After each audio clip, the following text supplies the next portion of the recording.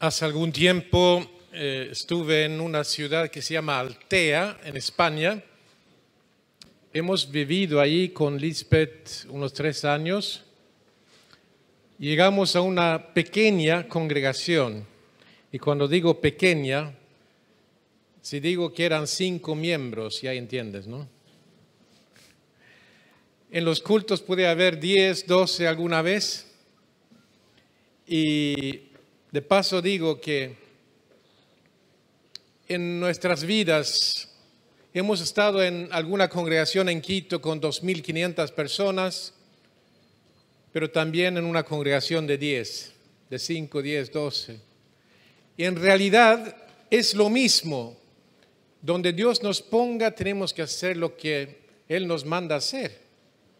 Siervos inútiles, que no hacemos ni más ni menos. Si intentamos hacer más, somos ambiciosos. Si hacemos menos, somos perezosos. Pero si hacemos justo lo que Dios quiere que hagamos, somos siervos inútiles. Eso estoy aprendiendo. Bueno, en esta congregación comenzaron a llegar gente y un día llegó un joven convivían con una chica, habían tenido una niña y la niña estaba en el hospital, estaban muy preocupados y no solían venir, era la primera vez. Y después de hablar con ellos y orar por la niña y eso, le pregunté al joven, ¿cómo te llamas? Domingo, me dijo.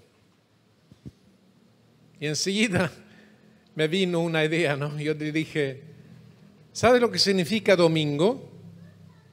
El día del Señor. Dominus. De ahí viene domingo. Y como tú te llamas Domingo, para ti todos los días son del Señor. Y así traté de animarle que ponga su vida en las manos del Señor. Estamos en el domingo de resurrección, ¿no? Hoy. Y todos los domingos son domingos de resurrección. Es maravilloso. Los cristianos comenzaron a celebrar el domingo como el día del Señor, porque era el día que había resucitado Cristo. De la misma manera pienso que para nosotros todos los días deben ser domingos de Viernes Santo, de morir con Cristo. Y si logramos unir estas cosas y entender lo que significa eso, podemos seguirle así como Él desea y como Él quiere.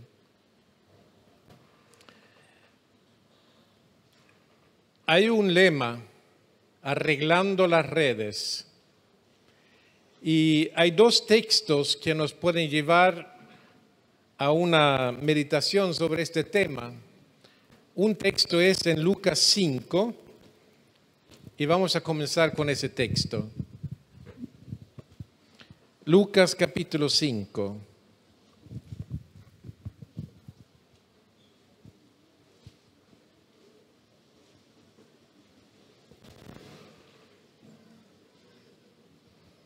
Leo de Lucas capítulo 5 desde el versículo 1.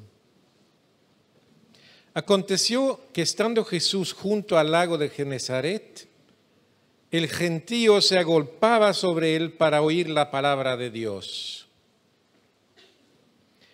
Y vio 2 barcas que estaban cerca de la orilla del lago, y los pescadores, habiendo descendido de ellas, lavaban sus redes.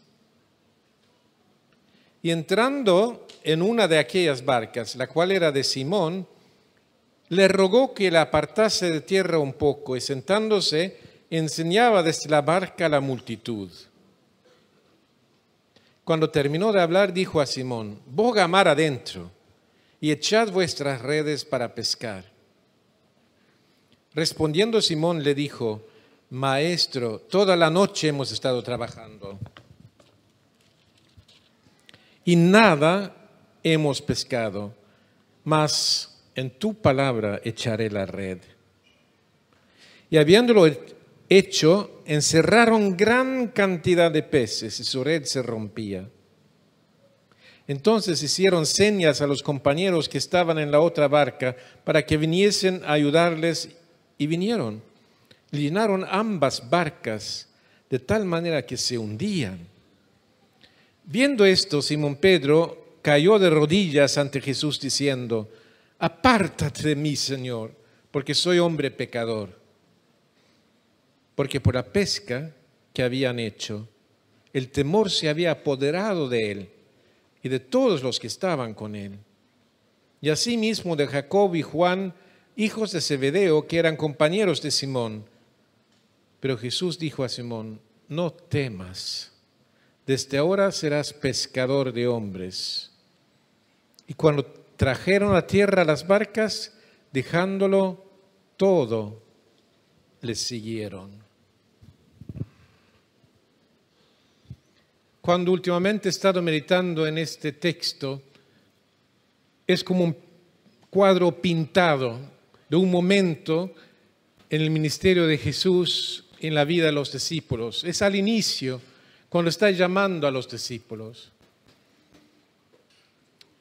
He llegado a entender algunas cosas. Y una que quisiera compartir en esta tarde es que Jesús llega al lugar de trabajo de Pedro y aún comienza a usar las herramientas de Pedro, en este caso la barca, quizá la herramienta más importante para poder alejarse de la orilla y poder pescar. También habían redes y posiblemente algunas otras cosas.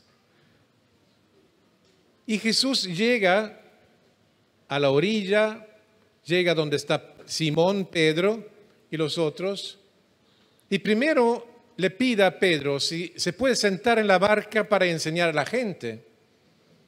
Y obviamente Simón Pedro le accedió a eso y le dio la barca para que lo haga.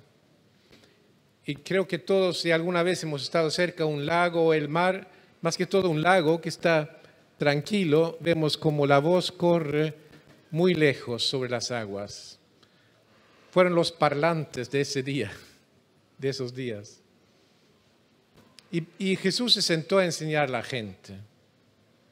Y luego le dice a Pedro: pesca, haz lo que tú haces todos los días,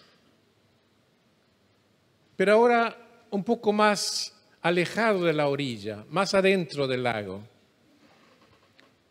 Y Pedro al principio duda y dice: bueno, lo hemos hecho toda la noche sin que pudiéramos pescar nada. Entonces, pero como tú lo dices, lo voy a hacer.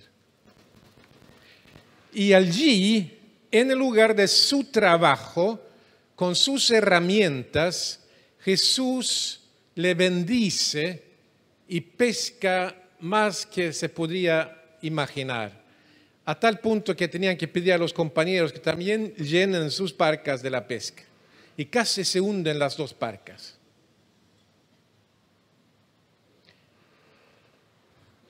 Con esto, el Señor me comenzó a hablar.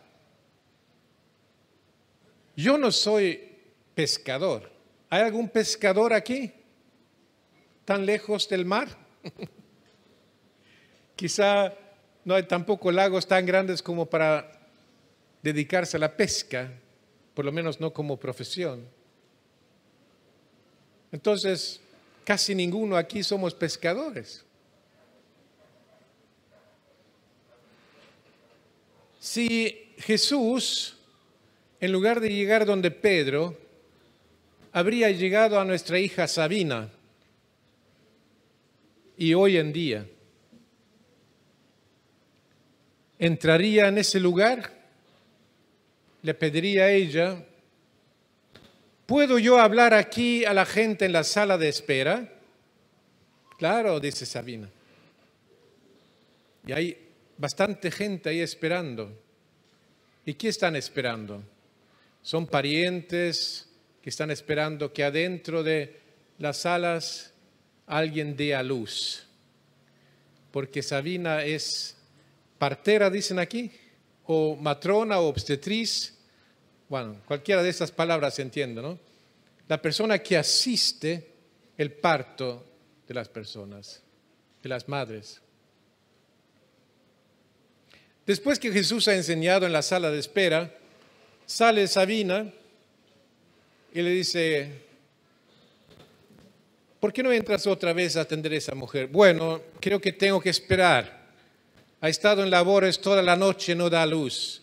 La pobre mujer está agotada y yo también estoy agotada. Entra, dice Jesús. Entra. Entra y salen dos preciosos gemelos.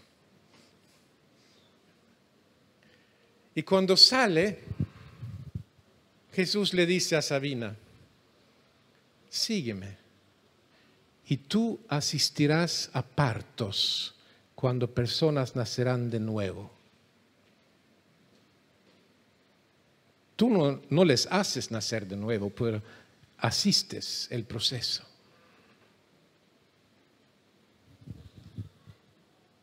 Estuve hace poco en una ciudad que se llama Benidorm, en España, y hablé de este tema también. Y hay un hermano allí que yo estoy seguro que si Jesús se acercara a él, le diría así: Daniel, sígueme. Y tú pondrás puertas para que la gente esté segura y para que puedan salir y entrar al reino de Dios. Bueno, entrar, ¿no? Y estar seguros. Ese hermano tiene una empresa de puertas automáticas. Con esto quiero decir que cuando Jesús se acerca a nosotros y nos dice: te haré pescador de hombres, llega a nuestro lugar, a tu trabajo, y es literal. No espiritualicemos esto demasiado, es literal, es donde tú estás en una oficina, en una carpintería, en un taller mecánico, en el colegio, en la tienda, en casa, donde tú estás. Allí llega Jesús. Y Él se conecta con ese trabajo tuyo y bendice ese trabajo tuyo y te hace entender que lo que tú estás haciendo tiene mucho sentido y está relacionado con el reino de Dios. Hace algunos años ya, en el 98, le conocí a Afif Shaikh. ¿Alguien aquí le conoce? Algunos, ¿no? Y ha venido por estas tierras también, creo muchas veces. Él, de profesión, era ingeniero especializado en pulpa de papel y cómo procesar todo eso, qué maquinaria usar, qué procesos usar, la química y todo lo demás. Y él aquí en Argentina era el que dirigió la obra de levantar toda una planta de pulpa de papel. Y él viajaba muchas veces a Suecia. Cuando le conocí había ido 30 veces a Suecia. Y cuando le conocí ya estaba interesado en hacer algo más en Suecia. En ese tiempo tenía unos 60 años y un poco más. Y el Señor le había tocado con su Espíritu Santo, de tal modo que él dice al Señor: pero estoy feliz, estoy muy contento, pero ¿por qué llegas tan tarde? Pensaba que 60 años era un poco tarde. Y fue totalmente renovado en su forma de pensar, en su ministerio, en todo. Había sido pastor ya en una iglesia. Y Dios le dice, él me contó eso: de aquí en adelante, cada año será como 10 años anteriores. Tan intensos serán estos próximos años. Y yo soy testigo de que el tiempo que pasé con Afif en Suecia fueron años muy intensos. Y él, como es una persona que sabía cómo elaborar procesos, él comenzó a trabajar de una manera con mucho propósito, digamos, llevando las cosas a una meta concreta y clara. Estableció un grupo de discipulado en Volvo, en la fábrica de los autos Volvo, ahí en Gotemburgo. Y en otro lugar también nací una empresa grande. Y comenzó a trabajar con un hermano que era auditor, y ese hermano comenzó a llenar su casa con gente nueva. Y yo puedo seguir hablando de cosas que pasaron en ese tiempo. Porque él, con su mente ordenada y todo, pero más que todo con su pasión por la gente, comenzó a iniciar procesos que llevaron a que muchos conocieron al Señor y animó mucho a la iglesia a seguir adelante. Dios le tocó a Afif donde él estaba haciendo su trabajo en su profesión y comenzó a usarle en ese ámbito y con gente de empresas. Me ha contado varias historias como ha testificado a gerentes y como gerentes se han entregado al Señor dentro de ese ámbito también. Yo creo que este texto en Lucas 5 puede enseñarnos varias cosas, pero una es esta, que Dios llega, Jesucristo llega al lugar donde estamos, a nuestro lugar de trabajo, y allí quiere Él usarte a ti y a mí con esas herramientas que tenemos en nuestras manos, literalmente. El otro día le conocimos a un joven en Roca que ha trabajado ya algún tiempo con Rubén Lago en su carpintería. Rubén es pastor también. Y yo le dije antes de salir, tú sigues el maestro por un buen camino, el maestro carpintero. Dios está contigo ahí en la carpintería. Y también para usar la misma carpintería para ganar gente para el Señor. Esos muebles que haces, ese trabajo, con eso llegas a gente. Y en esos contactos puedes tú proclamar el Evangelio, las buenas noticias a gente. Bueno, se podría decir mucho más sobre este texto, pero yo sentí esta tarde que Dios quiere enfatizar ese punto. Ahora, si todos nosotros que estamos aquí esta tarde ocupamos el lugar de trabajo de esa forma y permitimos que Dios allí haga milagros en nuestro trabajo, vamos a conocer el poder de Dios y vamos a poder llevar a gente a Cristo. No todos somos pescadores, pero de alguna manera esa alegoría sirve para nosotros también. Podemos llevar a mucha gente al reino de Dios. Ahora, arreglando las redes puede significar mucho también. Puede significar, como se ha dicho aquí, ver cómo están nuestras vidas. Ahí en Roca nos entregaron en el encuentro un pedazo de madera que es como, se usa como un, no sé cómo se llama eso, para arreglar las redes, para hacer los nudos. Y me habló, ¿no? Es como, yo tengo que ver cómo está mi vida, si esto está, algo está suelto, si hay agujeros ahí, yo tengo que arreglarlo, porque si no, no voy a pescar. Hagamos eso también.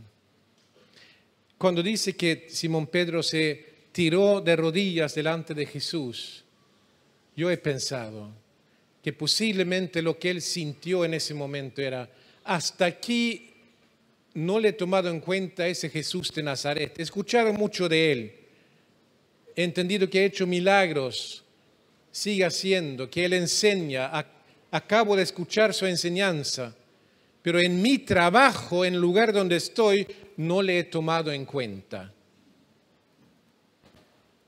Porque no está hablando aquí de que había quebrado tal punto de la ley de Moisés. Era su sentir delante de Jesús. soy pecador, apártate de mí.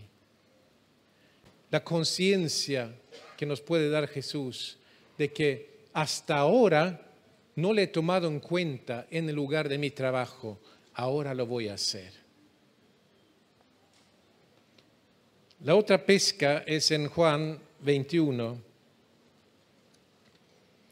Una pesca al inicio y otra pesca al último casi, ¿no? Del ministerio de Jesús. Y vamos a leer el texto de Juan capítulo 21.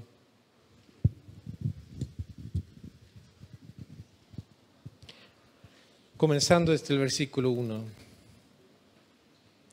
Después de esto, Jesús se manifestó otra vez a sus discípulos junto al mar de Tiberias y se manifestó de esta manera. Estaban juntos Simón Pedro, Tomás, llamado el Dídimo, Natanael el de Caná de Galilea, los hijos de Zebedeo y otros 2 de sus discípulos, unos 7. Simón Pedro les dijo: voy a pescar, es lo que sé hacer. Ellos le dijeron: vamos nosotros también contigo. Fueron y entraron en una barca y aquella noche no pescaron nada. ¿Les suena? Claro, es algo muy parecido. Una noche de decepciones. Cuando ya iba amaneciendo, se presentó Jesús en la playa, mas los discípulos no sabían que era Jesús, y les dijo: hijitos, ¿tenéis algo de comer? Le respondieron: no. Él les dijo: echad la red a la derecha de la barca y hallaréis. Entonces la echaron y ya no la podían sacar por la gran cantidad de peces. ¿Les suena? Entonces aquel discípulo a quien Jesús amaba dijo a Pedro: es el Señor. Simón Pedro, cuando oyó que era el Señor, se ciñó la ropa, porque se había despojado de ella, y se echó al mar. Y los otros discípulos vinieron con la barca, arrastrando la red de peces, pues no distaban de tierra sino como 200 codos. Al descender a tierra, vieron brasas puestas, y un pez encima de ellas, y pan. ¿Acaso Jesús también había pescado? Por lo menos tenía un pez y pan. Y Jesús les dijo: traed de los peces que acabáis de pescar. Subió Simón Pedro y sacó la red a tierra llena de grandes peces, 153. Y aun siendo tantos, la red no se rompió. Les dijo Jesús: venid, comed. Y ninguno de los discípulos se atrevía a preguntarle: ¿tú quién eres?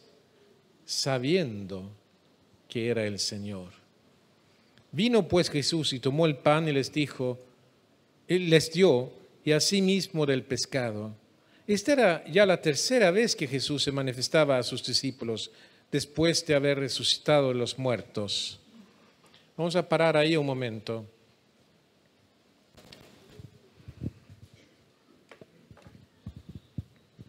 Cuando dice que tire la red al otro lado,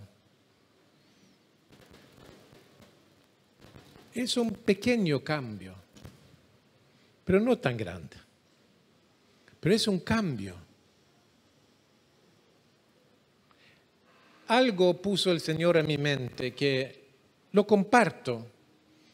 Si tú sientes que viene el Señor, lo puedes tomar. Y si no, déjalo ahí.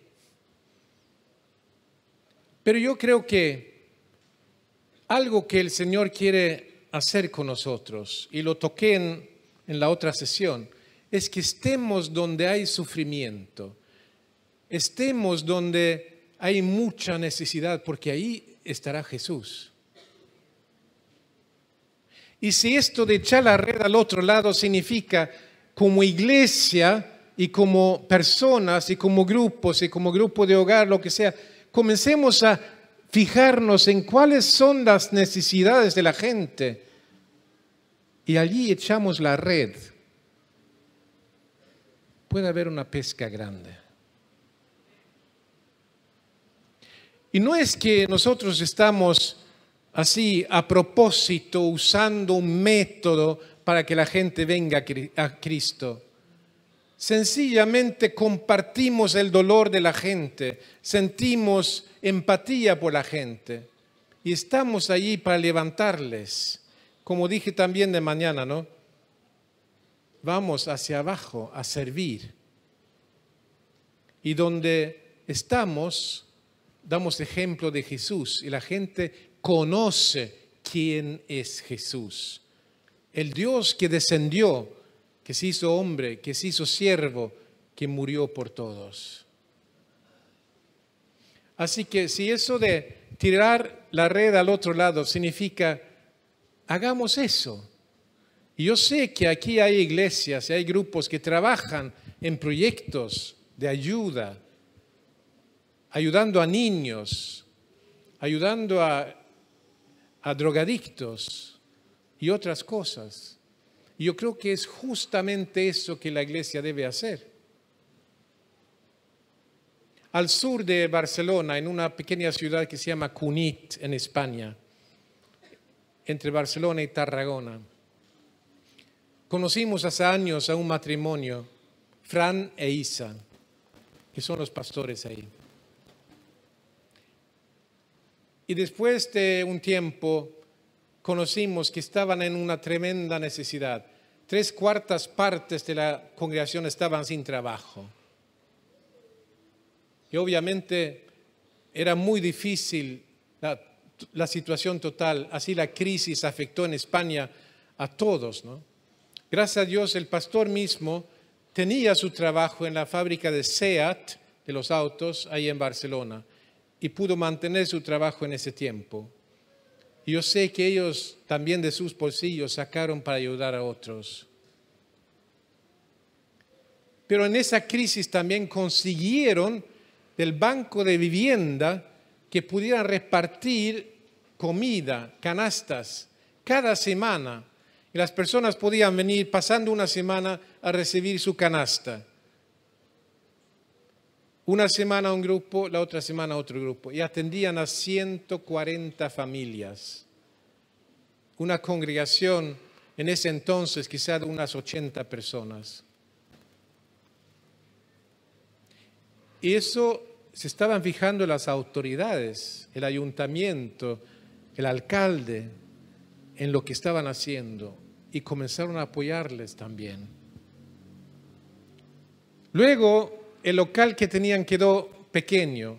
Mejoró un poco la situación, algunos más consiguieron trabajo y decidieron pasarse a otro local. Compraron un local de iglesia en la misma avenida principal de Cunit, que había sido una tienda de muebles. Y en ese tiempo también se conectaron con iglesias en Suecia, que eran como iglesias hermanadas entre las 2 o 3 que eran. Y así comenzó una linda comunión y también que resultó en apoyo. Y por eso también pudieron conseguir un nuevo local ahí en ese tiempo. Pero un día Fran está yendo en su auto por la calle principal ahí mismo y ve un edificio de 2 pisos, una casa. Y de pronto siente algo. Deberíamos comprar esa casa con un propósito de convertirlo en un hogar cristiano y un centro de atención a la gente. Y para no alargar la historia, al final lo hicieron. Él comenzó a soñar con eso en la noche. La esposa le dijo, no, Fran, deja eso, ya no más. Hemos hecho tanto esfuerzo, hemos tomado pasos por fe. Es cierto que Dios ha respondido, pero ya no, era solamente un año después del otro local. Yo les visité en esos días y sentí algo de Ageo. En la noche el Señor me habló, en la mañana en el desayuno les compartí. La gloria de la segunda casa será mayor que en la primera. Y no tiene que ver con casas, con edificios. No es lo importante aquí. Está bien que tengamos un local donde reunirnos. Está bien que haya una casa donde se pueda desarrollar esas actividades. pero lo importante es el servicio, es la actividad que muestra el amor de Dios para con las personas. Enseguida comenzaron a pensar, vamos a tener una cafetería social, que significa que el que entra y puede pagar, paga el doble, y el que entra y no puede pagar, puede tomarlo, el café igual. Pero esa cafetería es como la puerta para entrar. Afuera, ante la calle, también hay un patio, y es la misma carretera principal que va hasta donde tiene el local de la iglesia, un poco más allá.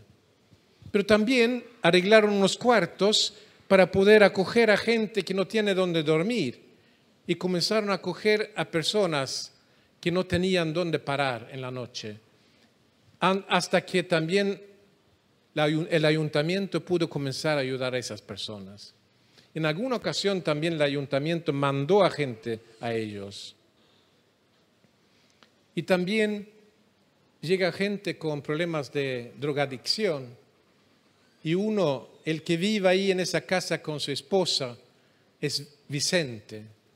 Tiene su trabajo desde las 7 de la mañana hasta las 3 de la tarde, y luego llega ahí y sigue sirviendo en la tarde ahí también con su esposa.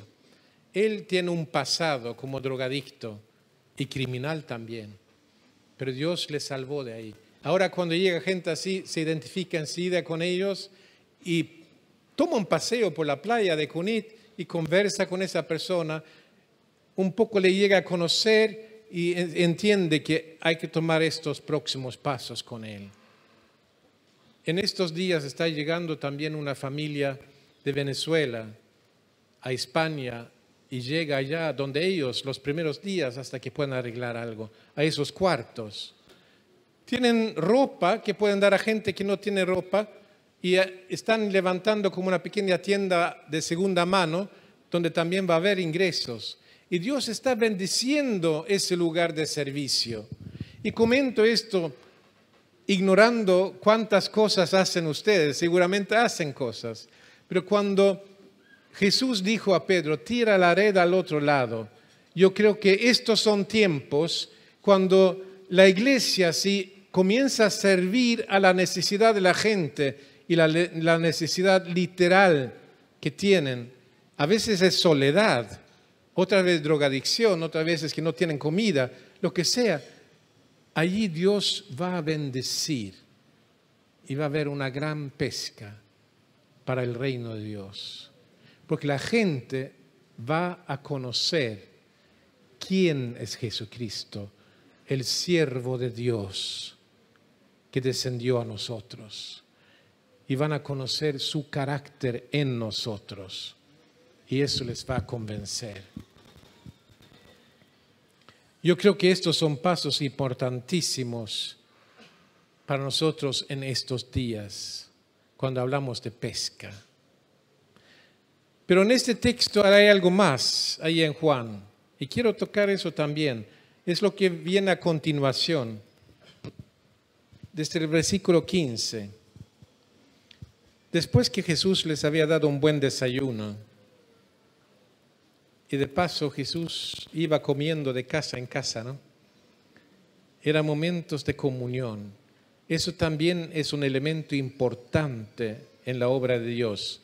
Comer con gente, tomar café con gente, conversar con gente, desayunar con gente. Versículo 15, en el capítulo 21 de Juan. Cuando hubieron comido, Jesús dijo a Simón Pedro, Simón, hijo de Jonás, ¿me amas más que estos? Le respondió, sí, Señor. Y en el texto original lo que contesta Pedro es esto, tú sabes que te quiero. Él le dijo, apacienta mis corderos. Volvió a decirle la segunda vez, Simón, hijo de Jonás, ¿me amas? Pedro le respondió, sí, Señor, tú sabes que te quiero. Le dijo, pastorea mis ovejas. Le dijo la tercera vez, Simón, hijo de Jonás, ¿me quieres? Pedro se entristeció de que le dijese la tercera vez, ¿me quieres y no me amas? Y le respondió, Señor, tú lo sabes todo, tú sabes que te amo. Jesús le dijo, apacienta mis ovejas.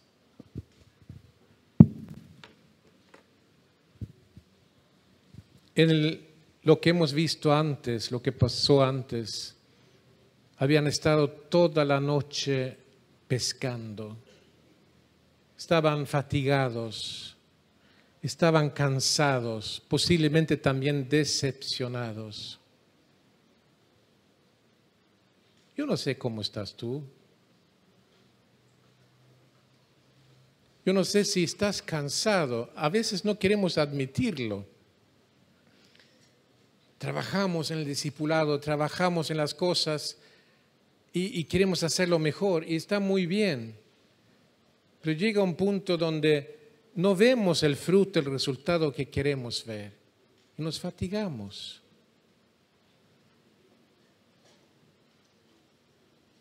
Y además, para el colmo, Pedro le había negado a Jesús. A veces hay personas que nos dejan, a veces hay personas que dudan, quizá no lo dicen, pero están ahí a punto de salir, de irse. ¿Cómo trata Jesús todo esto? ¿Cómo trata nuestras decepciones? ¿Cómo se encuentra con nosotros cuando estamos fatigados, decepcionados? O cuando pensamos que no hay fruto como hemos pensado. Ahí está. Pedro, ¿me amas? No viene a recriminarnos. Deberías trabajar un poco más. Deberías hacer más discípulos. Deberías tomar más tiempo para eso. Hace un tiempo estuve en la ciudad de Murcia, en España, con un liderazgo de una iglesia ahí. El pastor había salido hace un año de una manera no tan agradable. Estaban sin pastor, me decían. Yo traté de decirles, no están sin pastor. Hay un buen pastor que está con ustedes. Se llama Jesús. Pero tenían un buen liderazgo de 8 personas. Y comenzamos a hablar, ¿qué hacemos ahora? ¿Qué van a hacer? Y uno de ellos dijo, la verdad que nos cuesta esto, porque antes el pastor hacía tantas cosas y ahora tenemos que asumir más y más responsabilidad. Entonces, estamos fatigados. Y mi agenda está en rojo, dijo, se llamaba Daniel este varón. Yo le dije, ¿dónde trabajas tú? Trabajo en un hospital, soy enfermero. Bueno, Jesús te dice, sígueme, y en el lugar donde tú estás vas a sanar gente, vas a llevar gente a Jesucristo que les va a tocar, vas a participar en ese proceso donde tú estás. No armemos actividades de iglesia, no armemos un programa que nos fatiga, que nos cansa a tal punto que no podemos seguir. Es como que hay algo allí que nos separa cuando Jesús lo único que quiere saber es, ¿me amas? Yo creo que Jesús está aquí esta tarde y nos está diciendo eso. Lo único que quiero saber es si me amas. Y recuerdo una vez antes, en Juan 15, cuando Jesús estuvo con sus discípulos, les estaba hablando del amor. Y dice que ámense los unos a los otros. Y también dijo, ya no os llamo siervos, sino amigos, porque todo lo que el Padre me ha dicho os he dado a conocer. Jesús no quiere que le sirvamos hasta cansarnos y nada más. Él quiere estar en una relación de amistad y una relación donde nosotros respondemos a su amor con nuestro amor. Es lo que Él quiere. Y yo creo que cuando hacemos eso, podemos trabajar duro, pero también podemos encontrar momentos cuando Jesús tiene el pez y el pan preparado y nos da un desayuno, nos da descanso. Y si por ahí un día tú sientes, hoy me voy a quedar aquí en la casa y tomar un desayuno con Jesús, puede ser algo muy precioso. Y sentarte a hablar con Él y decirle, Señor, yo te amo, yo te amo. Yo encuentro en estos dos capítulos sobre la pesca estas cosas, entre muchas otras que se podía pensar. Jesús llega al lugar donde estamos, allí nos hace cumplir nuestra tarea. Y no todos somos pescadores. Dios nos habla de otras maneras también, pero la idea es traer gente al reino de Dios. Y Dios nos hace ver que si le hemos dado las espaldas a Él en nuestro trabajo cotidiano, podemos pedirle perdón y ya invitarle a que esté con nosotros y seguirle como sus discípulos. Y podemos tirar la red al otro lado del barco. Y Jesús dice, si servimos a la gente, a las necesidades, va a haber una gran pesca. Yo creo que estamos en esos momentos hoy, cuando Dios está haciendo estas cosas.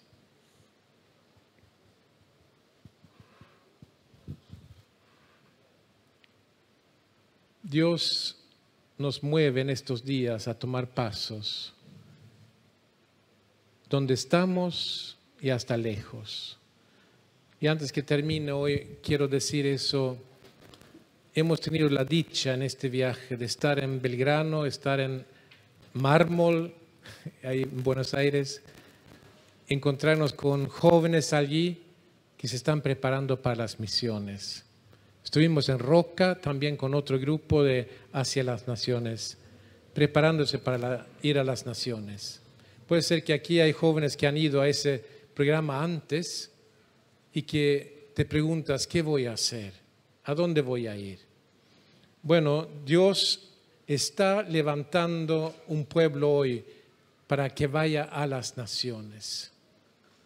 Y estamos viendo con Lisbeth algo diferente esta vez que hemos venido aquí a Argentina, que la vez pasada, en 99.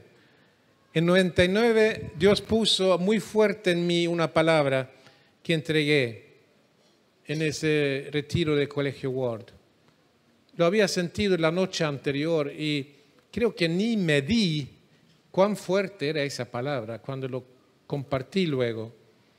Pero era sobre graneros grandes de donde salían tractores con trigo para ser sembrado en campos inmensos.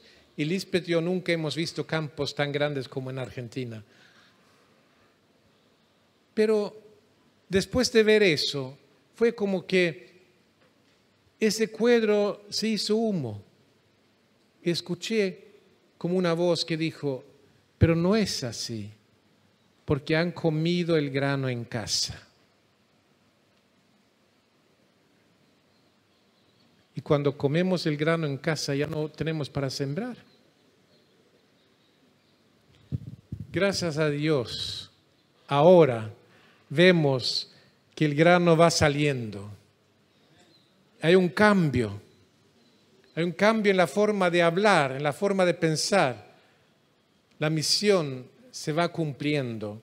Y espero que sea, de acuerdo a lo que he intentado hablar esta tarde, porque estamos así arreglando las redes, entendiendo que Dios va a usar tu profesión, tu oficio, tu tiempo, tu casa, donde tú estás, y también te va a mandar lejos. Pedro no terminó en Jerusalén y otros tampoco. Juan terminó en Patmos y por ahí en Asia Menor. Y Tomás posiblemente la India y en China. Dios te puede enviar a cualquier parte, pero que hagamos todo eso porque le amamos a Jesús. Que sea nuestra respuesta a Él y no ninguna otra cosa.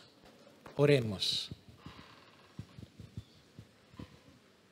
Quiero pedir que Lisbeth venga también.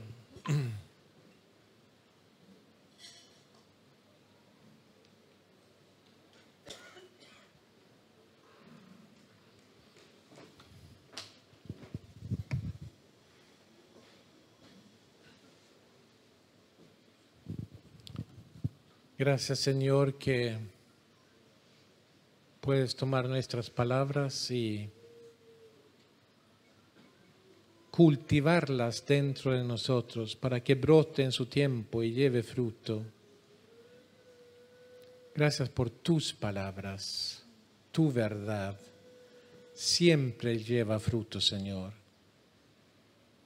Y pido que si en esto que he compartido hay algo solamente de mí, que lo zarandeas y que quede lo que sea de ti, Señor.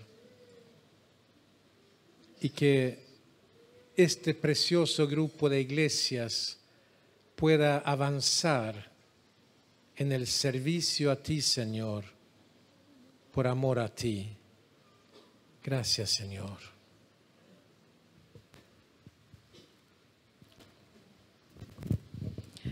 Bueno, en realidad no es necesario añadir nada a este mensaje, pero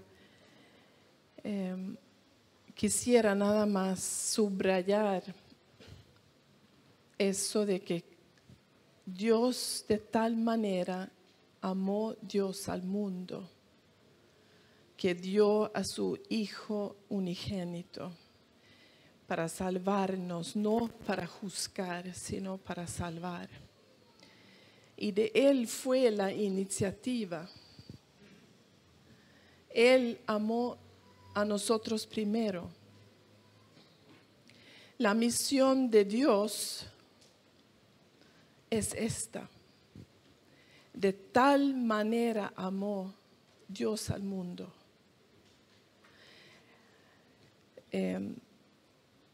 Yo he meditado mucho en esto en los últimos años, porque como todos nosotros nos fatigamos, nos cansamos, y yo pienso que es algo muy importante, que el Espíritu Santo mismo confirma en nosotros de que somos amados, aunque no hacemos nada para Él. Es muy importante.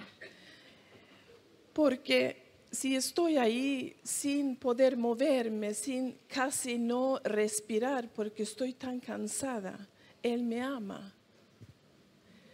Y de este amor que el Espíritu Santo mismo ha puesto en mí, no porque yo trato de hacer algo, sino Él lo pone en mí, sabiendo que me ama. Eso es la respuesta para salir la misión de Dios, no de nosotros, sino qué hay en el corazón de Dios. Ese amor hacia el mundo. Quiero terminar de contar algo. Lo que había en el corazón de Dios en Ecuador, la gran migración que fue. Crister y yo estuvimos mirando el aeropuerto, alrededor del aeropuerto. Había cientos y cientos cada día de familiares que dijeron adiós a a sus queridos que iban a Europa y niños, tíos y tías y abuelas que quedaron a veces con un niño y no sabía, el niño estaba diciendo adiós, pero no sabía que quizás nunca más le podría ver en esta vida. Yo sé que eso no fue en los corazones de nosotros, sino era Dios en su corazón que empezó a hablar a estos suecos sin nada, no teníamos nada para dar, más este sentir, tenemos que acompañarles. No podemos dejarles, habíamos dejado a nuestra familia, sabíamos de lo que significaba estar separados. Yo no sé cómo se hizo este proyecto, pero lo llamaron Los Esparcidos. Yo quiero contar eso porque en España, al llegar a España, yo pensaba que yo sabía lo que significa trasladarme a otra cultura. Me di cuenta que no sabía nada. Tuve que empezar de nuevo en España con muchas luchas y muchas cosas. Un día, y todos estos años, éramos completamente necesitados del Espíritu Santo. Y quizás era unos años más cuando vi los milagros del Señor, porque el Señor ama a la gente. Entonces está ahí, no porque yo estoy ahí, porque Él ama. Un día le dije al Señor, ayúdame hoy, yo no sé, no tenemos muchos esfuerzos, hay 1 millón de ecuatorianos que han salido, tú sabes dónde están los más necesitados. Terminamos la oración y yo salí al mercado, supermercado, ahí había una mujer y en estos años cuando estuvimos ahí, yo sé que el Espíritu Santo me dio una sensibilidad de cuáles eran ecuatorianos, yo sabía. Yo me acerqué a una mujer que estaba ahí arreglando algunos cajones ahí y le digo, tú vienes de mi país, ¿no? No, dice, no puede ser. Sí, pero tú eres ecuatoriana, ¿no? Sí, me dice. ¿Cómo sabías? Le doy un abrazo y le digo, he estado en tu país y amo a tu tierra. Ella se desbarató, empezó a llorar y dice, no podemos hablar aquí porque tengo un jefe. Y no, bueno, vete a mi casa. Conoció al Señor ahí, donde nosotros, lo que ella no sabía ni yo, que después de un tiempo, cuando regresábamos de Suecia a vacaciones, dicen, tienes que ir rápido a Alicante, esa mujer está muriéndose de leucemia. Cuando entro en el hospital, Beatriz le habían dado la leucemia, una hemorragia atrás en su cerebro y no veía. Y los doctores dijeron que era irreversible. Tenía un dolor tremendo, se daba las vueltas. Y esta señora había dejado una niña, una hija de 11 años. En 11 años no había visto a su hija mayor y tenía una niña consigo en España, ¿no? Entonces,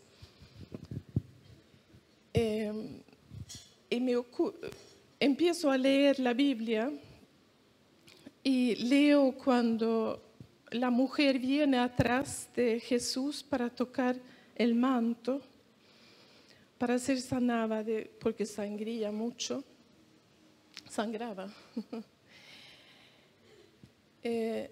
Y cuando había terminado, Beatriz se levanta en la cama y dice, yo soy esta mujer, dice.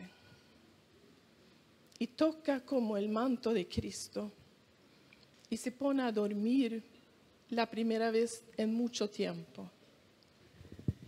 En la mañana estoy sentada en la silla y dice Beatriz, yo te veo.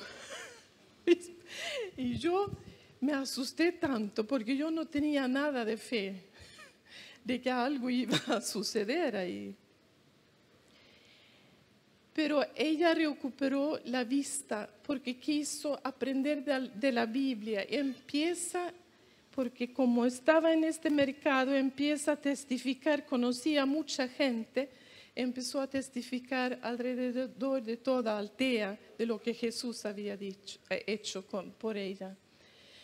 Su hija tiene SIDA en Ecuador. Dios sabía, no nosotros. Esta mujer sobrevivió 7 años más para ver a su hija crecer, pero regresó en una urna donde su hija mayor.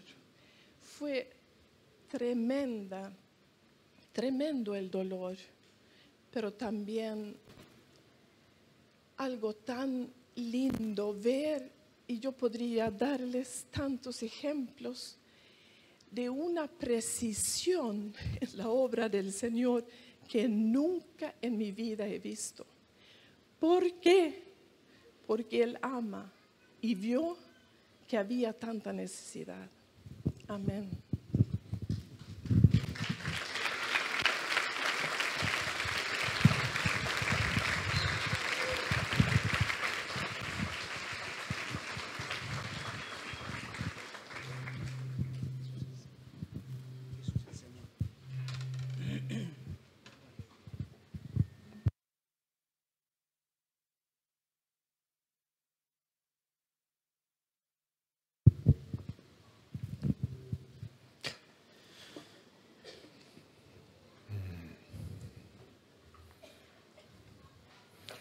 ¿Usted sabe cómo seguir?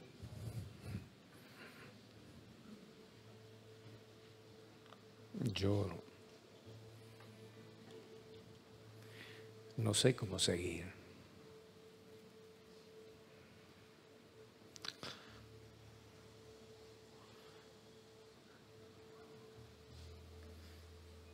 Cada uno en este día llevará de regreso a su casa y a la vida diaria el impacto de la palabra que hemos recibido en este día. Dudo que alguien vuelva a su casa igual que como vino.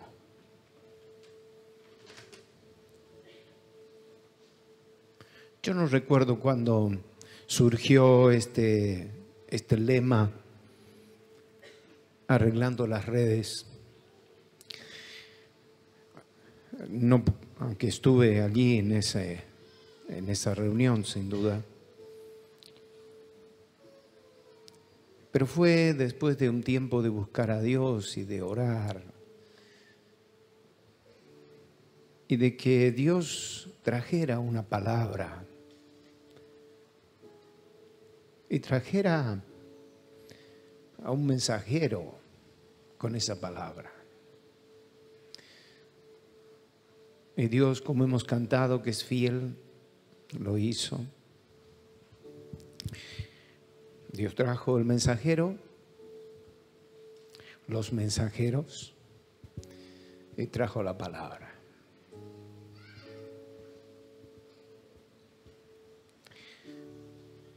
Esa palabra que nos ayudará, no es toda, habrá más.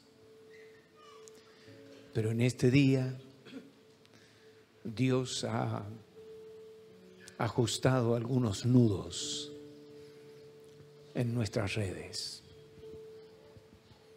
Yo lo creo así. ¿Te lo cree?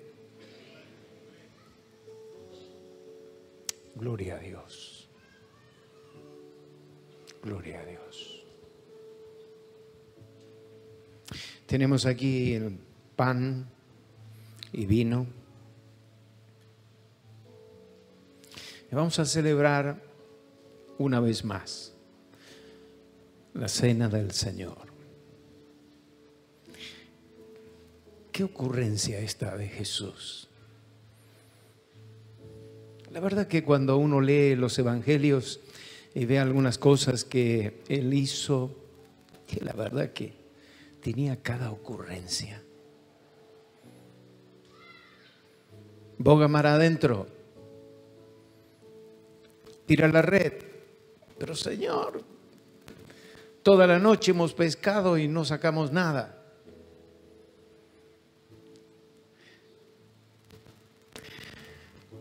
Pero bueno, si tú lo dices, sí, ocurrencias de Jesús. Saca un ciego, lo lleva afuera, como escuchamos esta mañana, y le escupen los ojos. ¿Qué ocurrencia esta de Jesús? Y aunque lo que vamos a celebrar es algo que lo hemos hecho por tantos años, yo al menos hace ya casi como más de 50. Algunos quizás más aquí.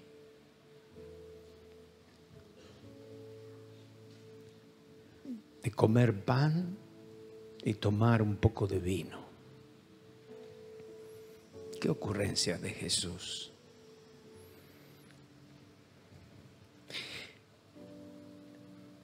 Dejar para que todas las generaciones, hasta el día que Él vuelva nuevamente, y hagamos esto en su presencia, todas las generaciones, en forma sencilla, un poco de pan, un poco de vino, nada más. Y con eso es suficiente. Ocurrencia de Jesús. Con eso es suficiente. Si ustedes hacen esto, comen cada vez que coman este pan,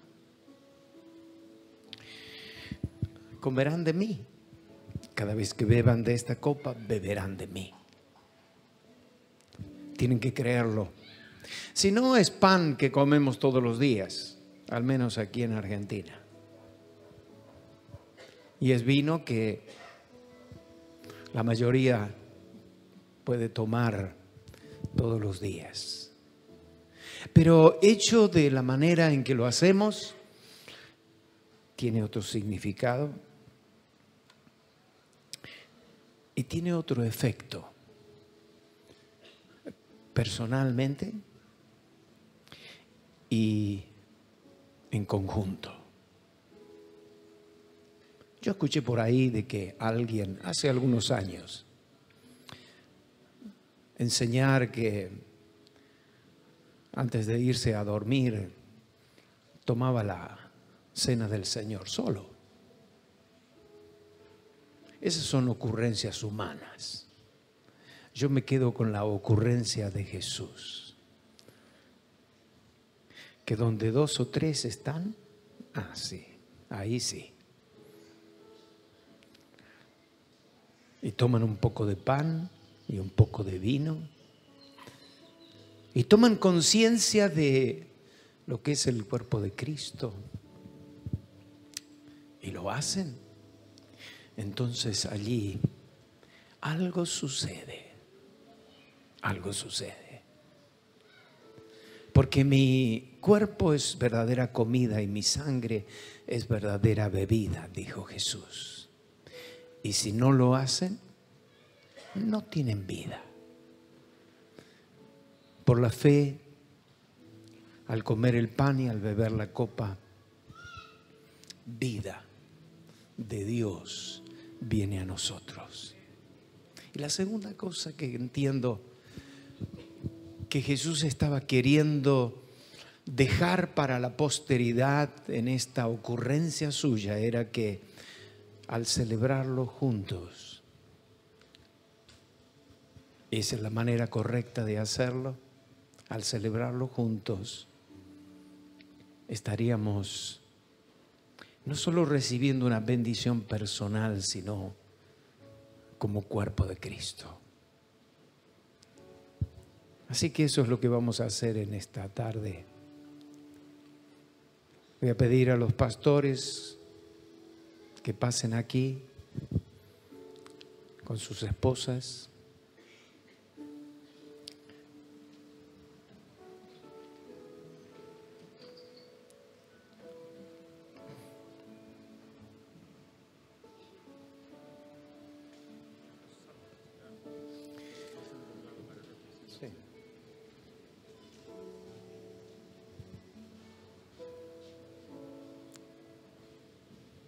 Aleluya. Esperamos un momento, reciben los pastores un poco de instrucción allí, mientras todos nosotros inclinamos nuestros rostros delante del Señor.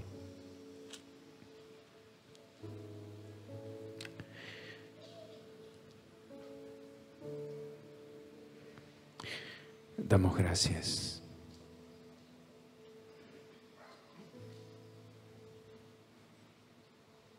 Damos gracias.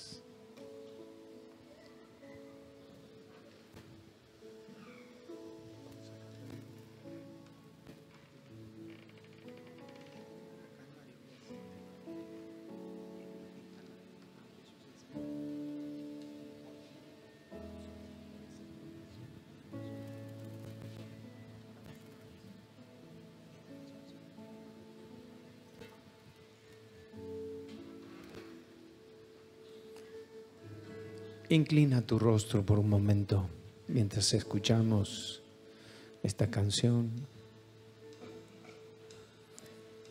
Nos preparamos para comer del pan.